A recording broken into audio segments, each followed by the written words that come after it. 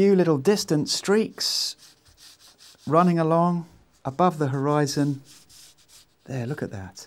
And those are the distant cloud, maybe hundreds of miles away, narrowed down into these little streaks, and they'll give this tremendous feeling of distance and expanse to the landscape. Now we move on to the horizon. Put my distant clouds just a touch low. That doesn't matter because I can bring the horizon down.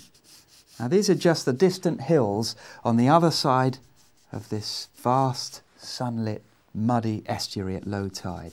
Now the same applies with these distant hills as applied to the clouds. Put the water in, put the colour in, notice warm colour below the sun, and then along the edges we go for the darker,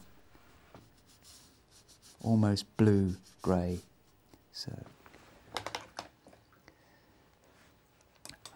So it's cooler and darker. Cooler means bluer and darker as well.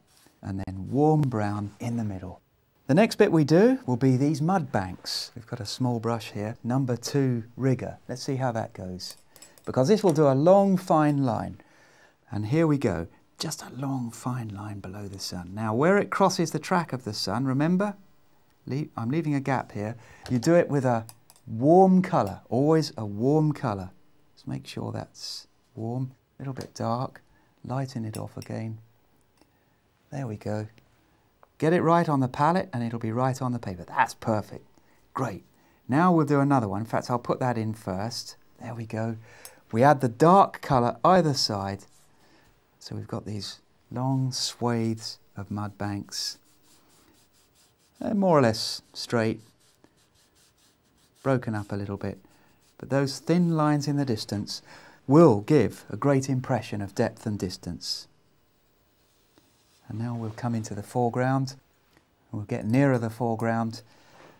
And here we go. Now that's a narrow gap. That's a tiny gap. So the next gap has to be bigger. See?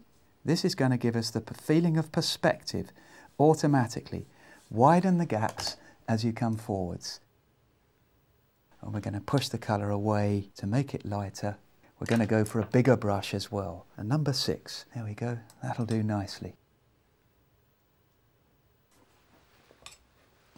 Streak that across. And there we go. And they're very broken up, so we keep a few extra lines. And there we have a mud bank crossing the track of the sun. And finally, we need one in the foreground. And I'll use we've got that gap there. That has to be wider again, remember? So we get a deep foreground. Look at that. Drag it across. That's called dry brush. Drag it across. And it gets the texture of the mud. It's useful for so many different things.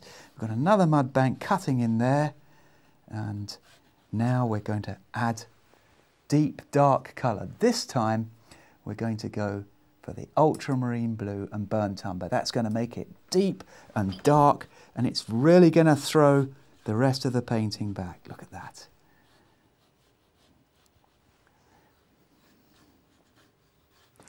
As dark and deep as we can get it.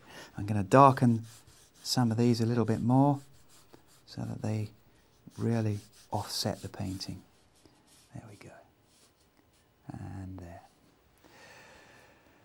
Plenty of colour. Always have plenty of colour at the ready. That's what's going to give you the contrasts. Just a couple of little tweaks. Perhaps some dry brush streaks across the mud bank for the texture, the shining mud, glinting, reflecting the sky, and that'll do. So I'm going to dry this off now before we move on. So there it is.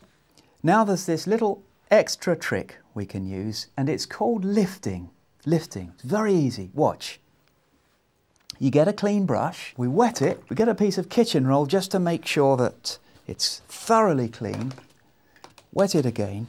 We've got the kitchen roll at the ready, and we make little shafts of light all pointing toward the sun. And this will get a great feeling of height with this light shafting down through the distant clouds. Make sure it all points toward the sun and put it in places that are logical. Look, there's a little gap in the cloud here, so you might get a shaft of light through there, like that. And that really adds the drama to the scene. Of course, you need the colour to be able to lift, so put strong colour down when you're painting. And again, the other side, perhaps some shafts here. Don't make them regular. Have them differently spaced, different sizes, and all pointing back toward the sun. So there's our shafts of light. That's another little thing we can do. You see that hard edge there? Can you see it?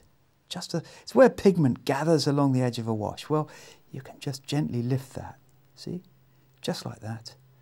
Touch it with the point of a wet, clean brush, and there we go. I don't want to overdo it, so now's a very good time to stop. Before I finish, there's one more thing to do, and that's to take the masking for the sun off. So here we go. Make sure my hands are clean. Gently lift it off. Just gently pull it back. Now, word of advice here, always push it in to the area you're masking. That way, if it ever rips the paper, it won't pull up the edge.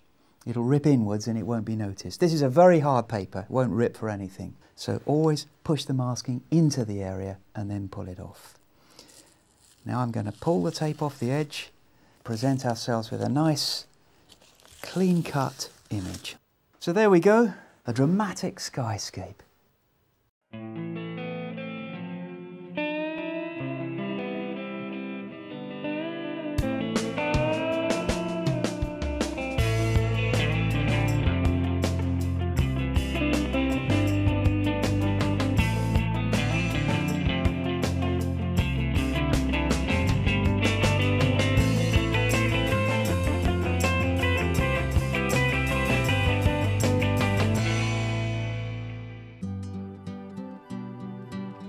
Now available on DVD. Try these techniques yourself at home whenever you wish. The extended version of today's workshop is now available to order on DVD from the Painting and Drawing channel. For further information and to order your copy, go to www.paintingdrawingchannel.com.